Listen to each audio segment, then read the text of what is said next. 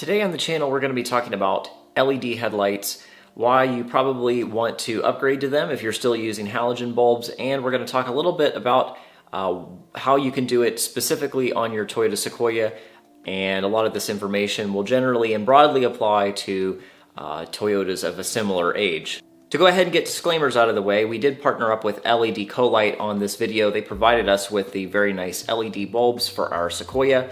This isn't really a review of the product.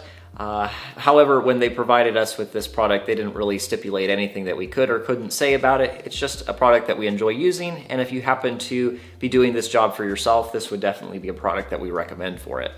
Alright, now to go ahead and start, why would you ever want to upgrade to LED headlights for your Toyota Sequoia or any older vehicle that might be still using halogen bulbs? The answer is really simple. It's just all about light output. It's all about having a nice bright bulb. Generally, if you've got old halogens, they really don't compete with newer vehicles on the road that have brighter LED bulbs. Along with just being way brighter than halogen bulbs, LED bulbs also just have like a really nice, crisp, clean light color temperature, which is really nice if you just like to have a nice, white, clean light. LEDs are definitely the way to go. They don't have that yellowy cast to them. You might actually notice on our Toyota Sequoia, we really haven't done a ton of light modifications. Yeah, we have added the little ditch light pods onto the side of our vehicle, but we don't really have like any, I guess you could say, light bars or anything that point directly ahead.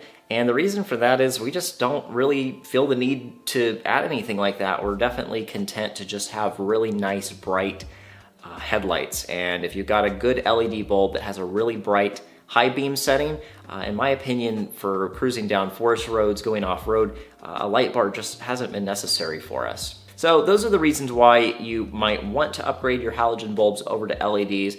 Now let's talk about how you do it on your Toyota Sequoia.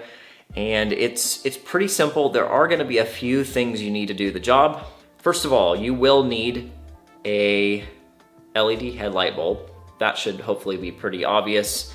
This is the one from Colight, and I should mention that this is considered their new M5 series. We actually were lucky enough to be able to try out these bulbs before they were released to the general market, and they've been really, really nice. There's a few other features that we'll talk about with this light bulb in just a moment. You also might need a set of these, some wire cutters. These are actually not for cutting wires. Don't worry, there's no crimping or soldering or anything like that to do on this job. I'll explain what these are for later on. You might need a really long Phillips head screwdriver, kind of like this. I'll explain that in just a minute.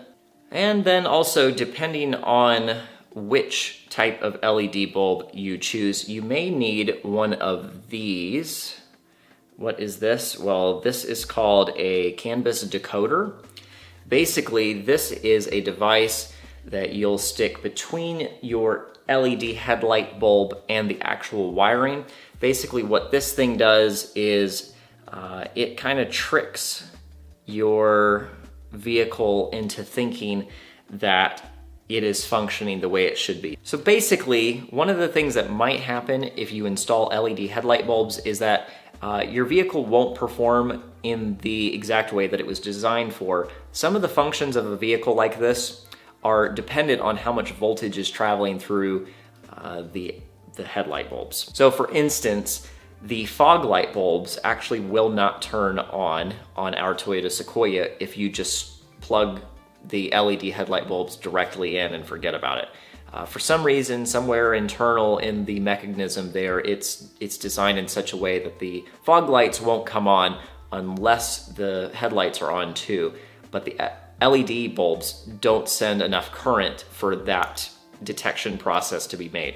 But that's what this is for. Basically, a little canvas decoder like this. It's designed with the purpose of making your vehicle think it's working as it's intended. However, I say all that, and then I need to mention that if you're buying these M5 bulbs from Colight or some of their other specific bulbs, or potentially from another manufacturer, you may not need one of these because these bulbs actually have a little decoder built right into them. So as you can see here, you've got the bulb, you've actually got a little decoder built in, and then this little guy here, and this guy is just going to plug directly into the little harness that's already on the inside of your vehicle. Now to actually do the job, you're going to of course pop the hood, and inside you're going to find the headlight housing, and basically there's going to be a little rubber cap thing around it. I suggest you just grab that and pull it right off, and then unplug the existing bulb and just pull it straight out of the housing. Inside the housing, there's going to be a little, I guess, sort of like an adapter piece. That is going to be the thing that takes your specific LED headlight and sort of places it correctly inside the housing. And whatever headlight bulb you buy, it should come with one of these already. So basically there's going to be a little spring clamp type of thing that you're going to push down, and that's going to release tension on the little adapter, and you're just going to pull that out and then replace it with a new one. And then it's going to just be kind of a reverse process from there of putting the new headlight bulb. And basically I found it easiest to just loop the wiring harness directly through the little rubber cap and inserting it into the adapter and then covering the rubber cap back up. Now the wire cutters I mentioned, that is for in the event that you need to make, I guess, a modification to the little rubber cap. I found on the last set of LED headlight bulbs I had that they were a little bit too big, so I took just the wire cutters and I just cut a slightly bigger hole in that rubber cap, and that fixed the problem. And I should mention that throughout this whole process, if you find that the I guess the hand space is a little too tight, it might be easier if you remove the battery altogether, or you also might want to remove the air box that's on the other side, depending on whether or not you have any issues.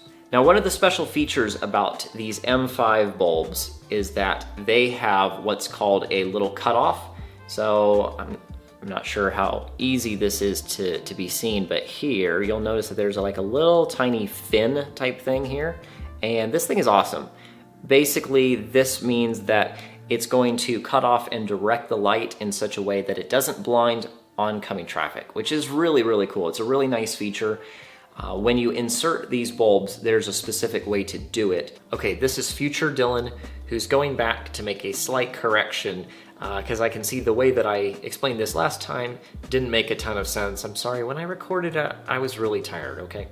Anyway, so when you're inserting the bulbs, basically the little LED like bulbs themselves on the inside, those are going to be facing outward, and the little guard under here is going to sit and form kind of a U shape underneath the bulb. So basically you just take it and insert it straight in, and that should be the correct orientation so that you don't get a weird beam pattern.